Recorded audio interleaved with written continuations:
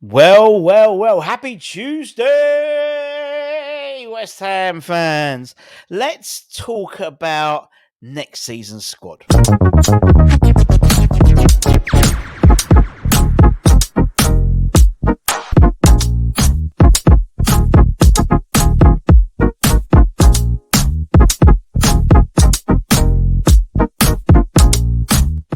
Yes, everybody, Russ on the West Ham Network. Hope you're safe and well. Happy Tuesday. Only a few more days to my holidays. I don't know if I've mentioned the fact I'm going on my holidays very soon, and I cannot wait. And I've kept it quiet, and I've kept it on the down low. Anyway, yesterday I did a bit at lunchtime about the revolution, the JLo revolution, in terms of the background staff, in terms of the likelihood incumbents, who's going to be going, that type of thing. And then it got me thinking about the squad. It got me thinking about the playing, the starting 11s, and I mean, myself and Anton did it like a keep sell release thing like a week or so ago. But now with the Tim's, all the news and Tim, cooking, in terms of looking at getting recruitments in, and obviously JLo and Moisey going, and where we are, what could happen, and some of it's quite exciting, some of it's very daunting, and I just thought I'd have a bit of a chat really to see what you guys think, because I think there's some of it's really interesting, and I'd love to get your opinions. So obviously, I'm just a fat bloke here with a dodgy eye, chatting on about what I think. But what do you guys think? So I'll be really interested to hear your comments afterwards. So this is the side that started against Luton Town. We know there was no Aged. We know there was no Mavropanos. Whether we'll see Aged in a West Ham shirt again, who knows? For me, Aged very much fits within this sort of the way JLo likes to play. But according to reports, his heart is now set on moving on, whether it is to Liga, Marseille being a potential destination, or maybe goes to Saudi Pro League to earn some sort of generational wealth. We shall wait and see. But I would like to keep him really to see how he'd work in a Lopetegui sort of setup, in all honesty. But that's where we were. In terms of now, Lopetegui says it's a 4-3-3, can end up being a 4-2-3-1 formation, but that's sort of roughly a similar formation. Now, my estimations, by looking through that side that started and see who was injured, who was on the bench, because maybe they'd fallen out with David Moyes and they'd moan about him. This is what's left. So that shouldn't we say Luton Town? That should say 2024-25 first game. In reality, if we're being totally honest, we know that Areola is, and we'll go through and talk about some of the players in a bit more information, a bit more depth in terms of, what could happen to the current squad, so to speak. Emerson, no doubt, would fit a Lopetegui setup. Zuma, no. Even if you look at particularly his small time at Wolves, yeah, he had Max Kilman there, but very mobile centre half. And, to be honest, Craig Dawson's more mobile than Zuma. And obviously he did get Dawson in. Dawson was there and was spoken very candidly about how much he appreciated JLo in terms of being a really good coach and feeling like part of them. And I think that's something hopefully which will feed through to the fans as well in terms of him on the dugout. Right back, I just don't think Soufal. I think he's hit that critical mass which someone like Zabaleta did, and then he'll go downhill quite quickly in terms of performance levels. We've seen him have some really good games, but we've seen him have some really poor games this year, and it's when he's up against genuine pace. It's a key Achilles heel for any West Ham side at the moment, and God forbid what Jeremy Doku's going to do to him on Sunday if he plays. But do you know what I mean? It just doesn't work. The person I think who's going to benefit most probably from this new regime is Alvarez. Now, Edson Alvarez is, I think he's a fantastic player. Obviously, he's been dropped he was dropped this week, or the week that just gone. He was hauled off at half time for the Chelsea game. But looking back, particularly at J-Lo's time in Sevilla, the importance of that CDM role, usually it was Fernando, and he sort of ran the game, particularly from that sort of transitional defensive playing perspective. And that's how Alvarez I can see fitting in really nicely. We know more likely than not that Lucas Paqueta you won't see him in a West Ham shirt again at London Stadium. The likely destination being Man City. At least £85 million. The club have said that they will not entertain any offers below the release clause number. We'll see how much that is to a case when push comes to shove, but that's what the noise has been taken out of London Stadium so far. Kudus, yes. There's the false reports about Liverpool. Liverpool can still put a bid in for him, but it's going to be at least £85 million. He hasn't got a minimum release clause. He does, but it doesn't come into effect until next summer for that one transfer window, same as this. If Lucas doesn't sell this summer, the transfer release clause stops. It's literally for that one window, apparently. And Jarrod Bowen, I think Jarrod Bowen will very much benefit from a more possession-based. And he scored 20 goals this season. With Moyes ball. So Christ knows what he's going to do with a more progressive style of football. And Antonio, we're apparently 100%, 100% going to buy a striker this summer. Whether it's Yusuf Esnesri, whether it's Dominic Solanke, whether it's Ivan Toney, whether it's someone completely different, we don't know. But apparently 100% going to get striker. So that's Antonio's days numbered in the first 11, in my opinion. Whether he will be happy to play a bit part, we shall wait and see. 20 minutes here, half an hour there as an impact sub is how he needs to be used, particularly in the twilight of his career, in all honesty. And then with the cup competitions and stuff, obviously there's less games next year. There's opportunity for the likes of Fabianski to play, Antonio to play, and also some of the youth team players as well. Although we know that Lopetegui is encouraged by the academy and is fully going to utilise where appropriate the academy. We'll talk about some of those in terms of some of the players who could potentially step up.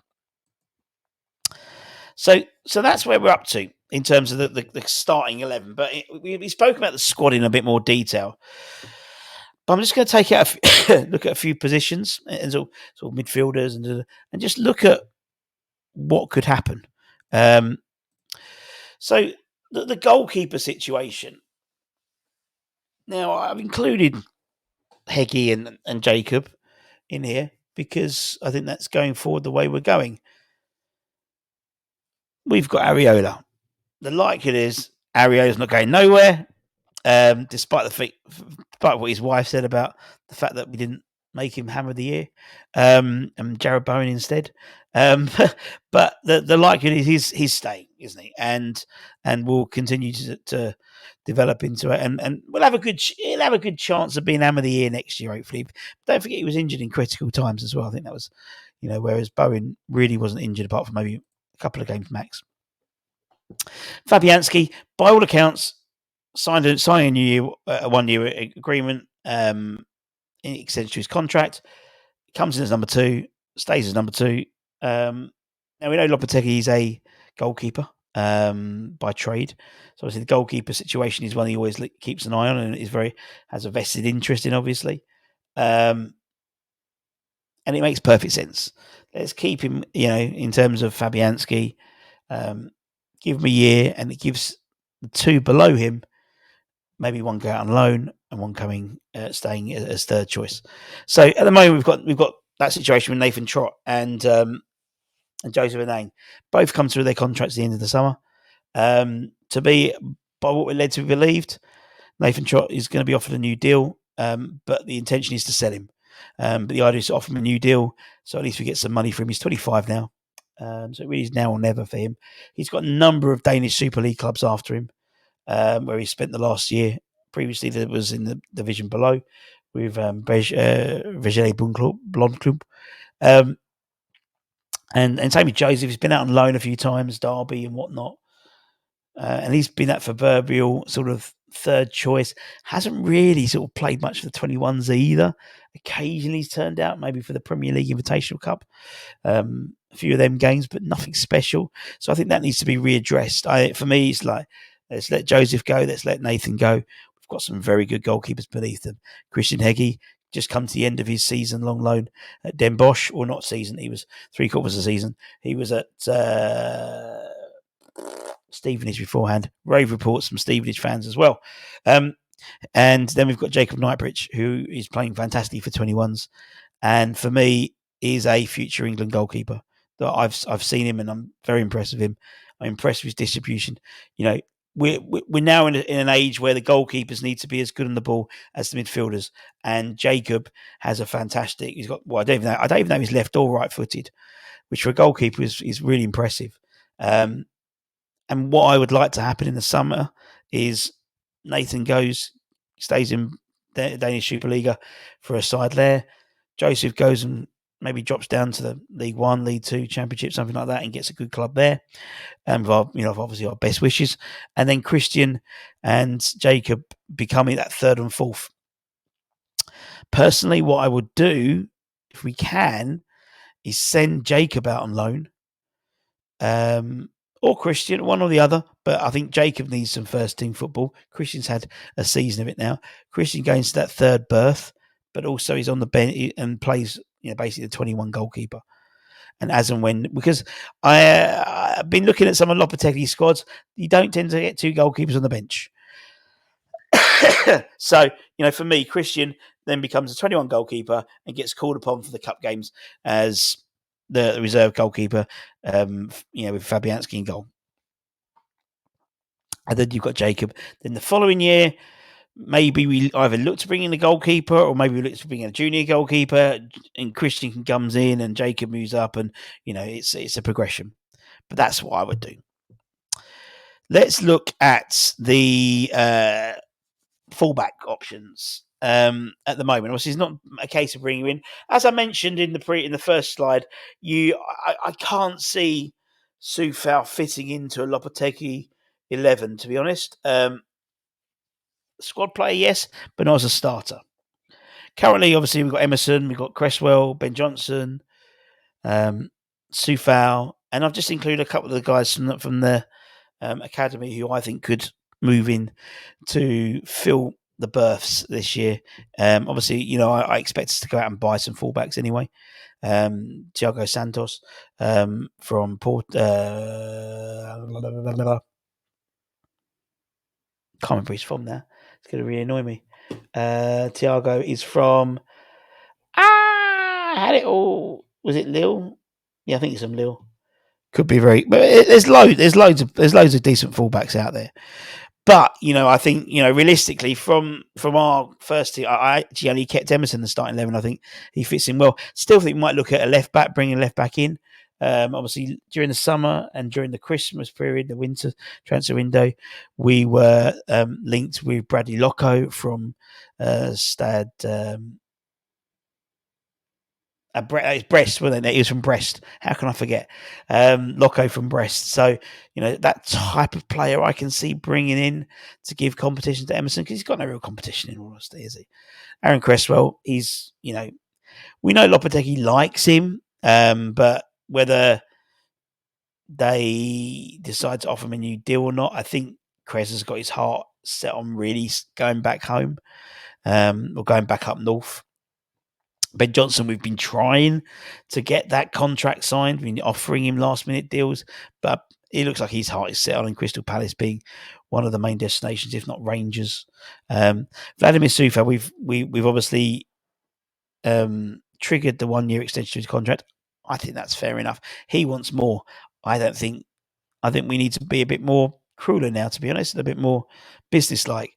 Is he realistically going to be still he's still a decent player, but is he realistically going to be a first 11er by the time he's 33? No. Not the way the game's going.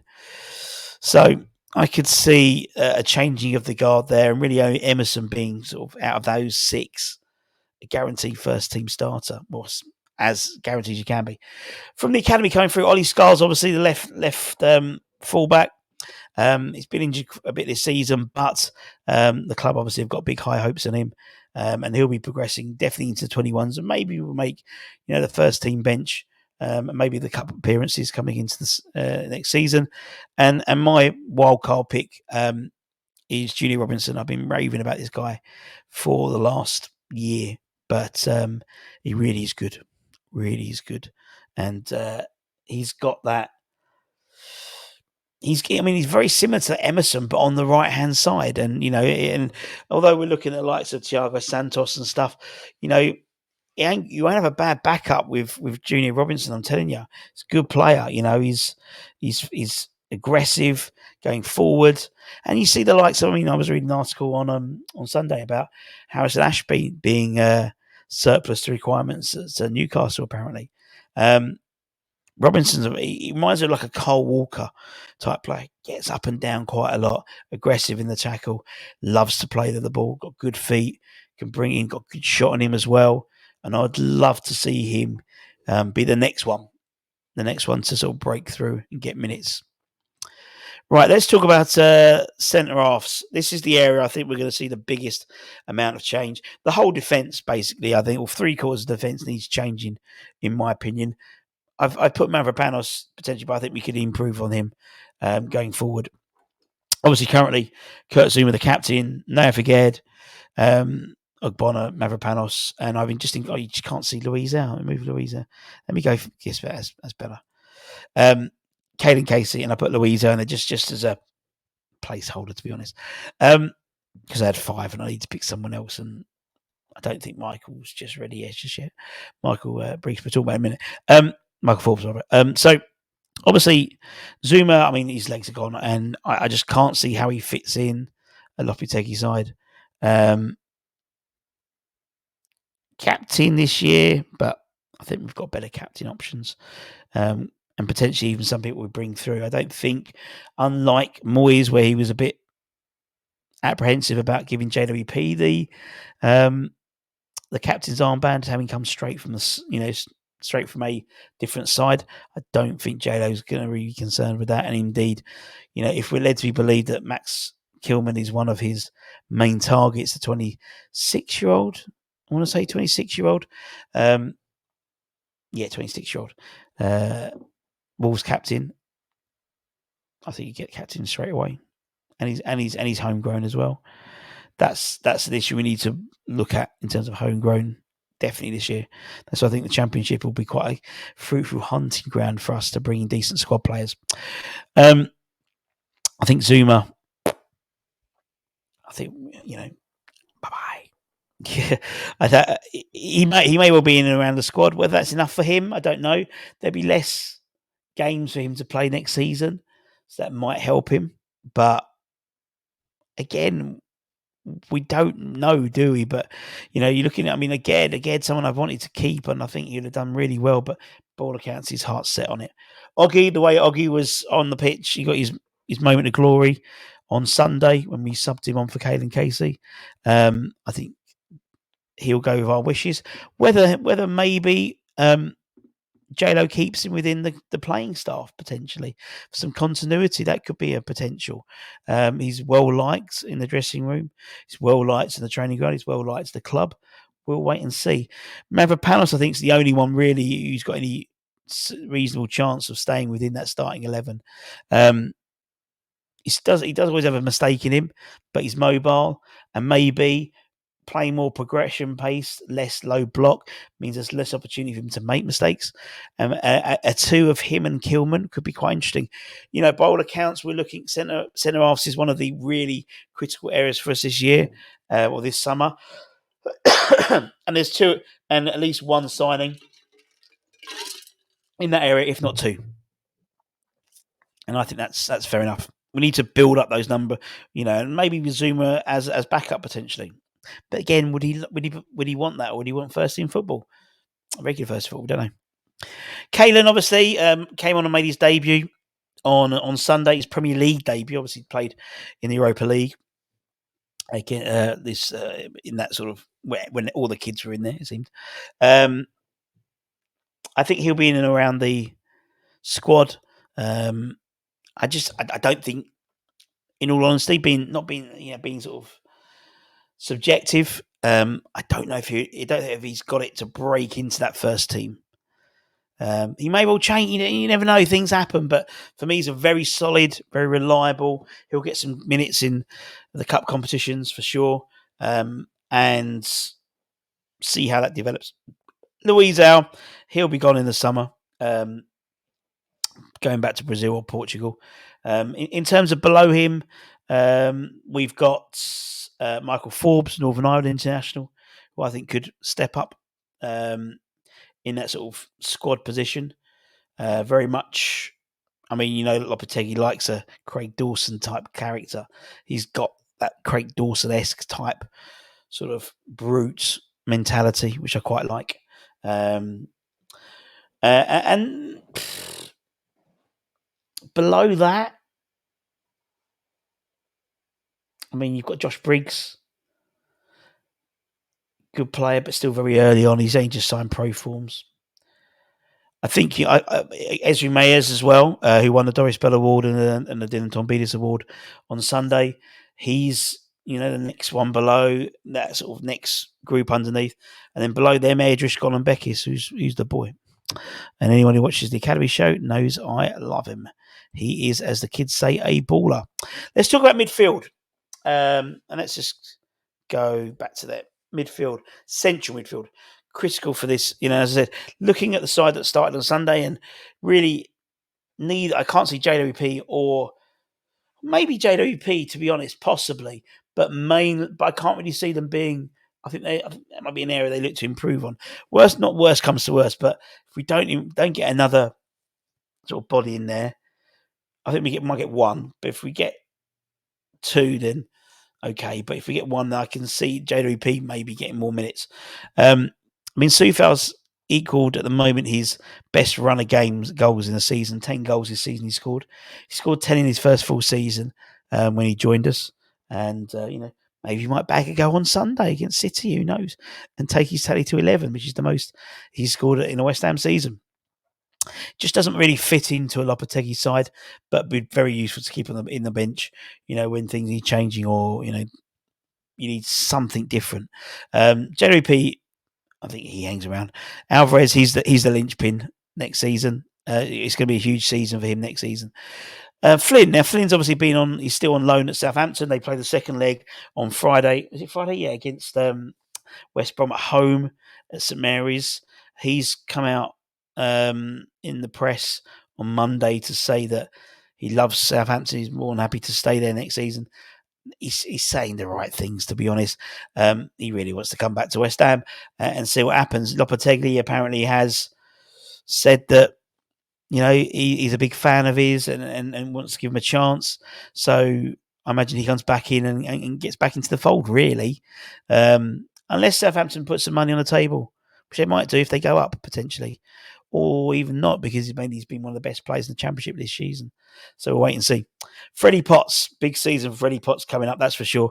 Wickham's fans, player of the season. Wickham's players, play of the season. He's just proven why loan football does work when you get it right. For me, he comes back again. He's training with the first team. Can't play because he's still technically a Wickham player, and so great to see him. And next season be a big season for him in and around the first team squad.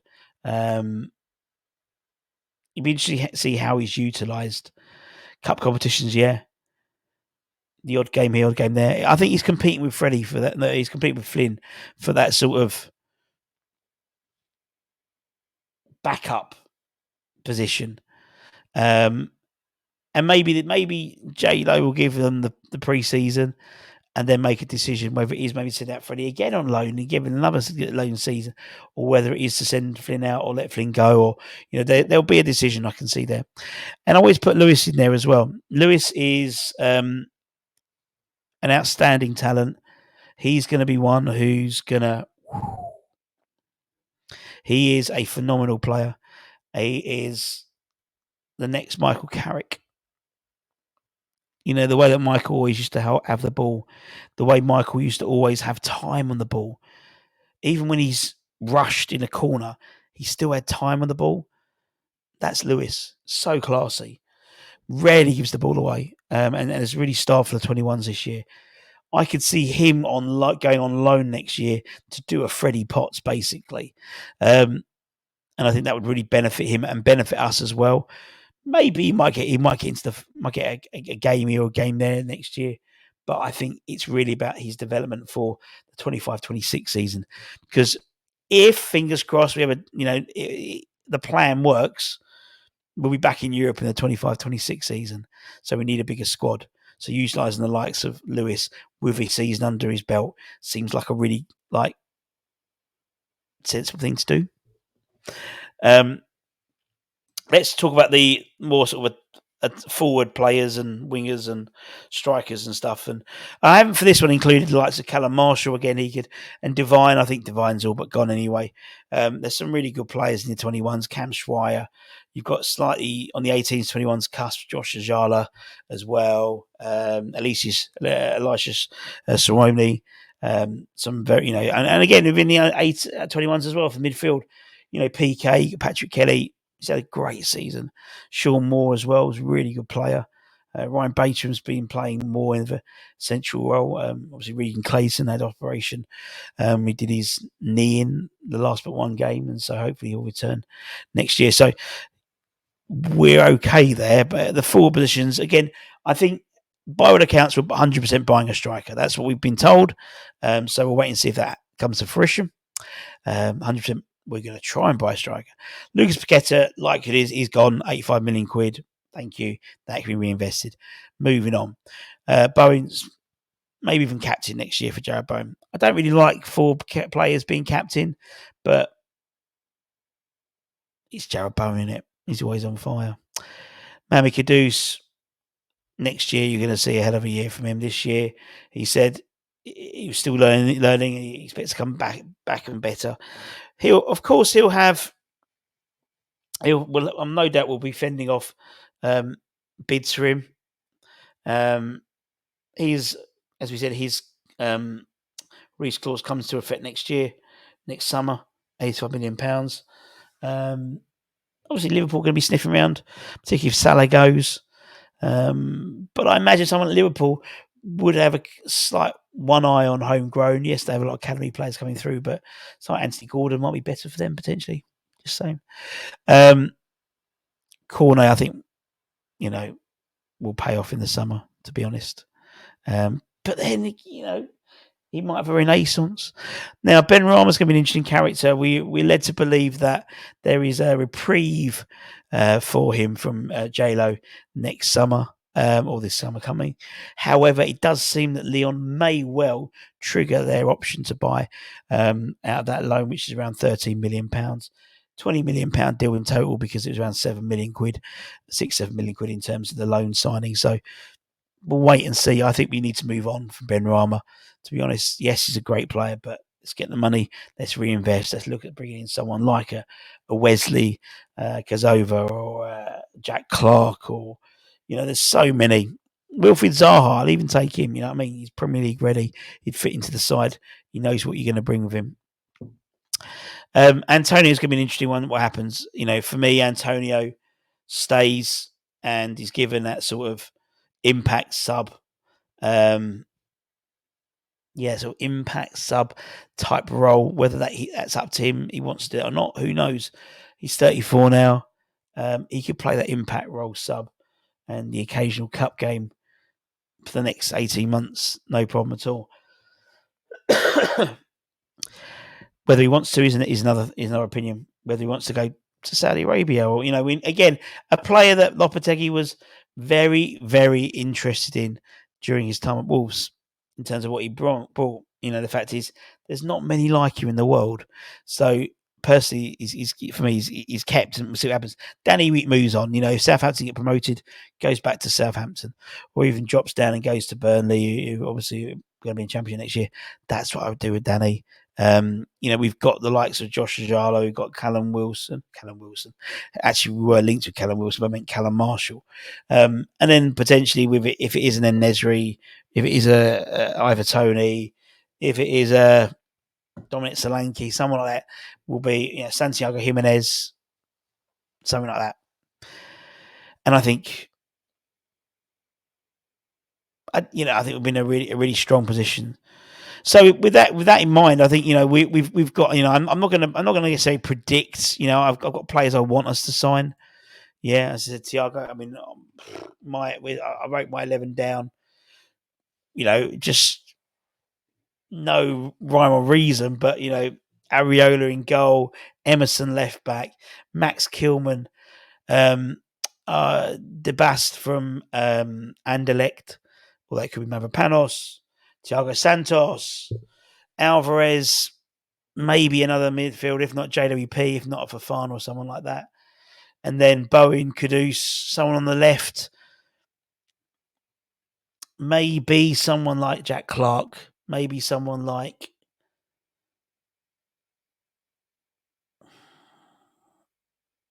Pedro Concalves we were linked with from Sporting Lisbon. Whether that would happen, I just can't see. It's just too much money. And up front, your big man, you're in Nesri or left Zaha, but Zaha on the left, then Nesri up front. I think that's a decent side. But let me know what you think. Just your general thoughts about what you think is going to happen. What would be your? That's it. In the comments below, what would be your preferred? Well, no, that's it. That's what we'll do. Fan engagement. Let's do some fan engagement. There we go. Oh no. I should have done this before I started, yeah. Really.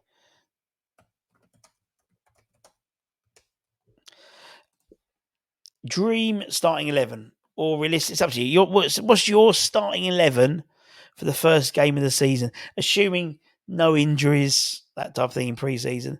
And then we'll collate them and then we'll give a prize to whoever's the closest. That's what we'll do. Whoever's the closest on that first game of the season, that first game in the Premier League. Let me know what you think. All right? And then we'll have a bit of a giggle. Take care, stay safe, stay warm, stay humble, keep the faith.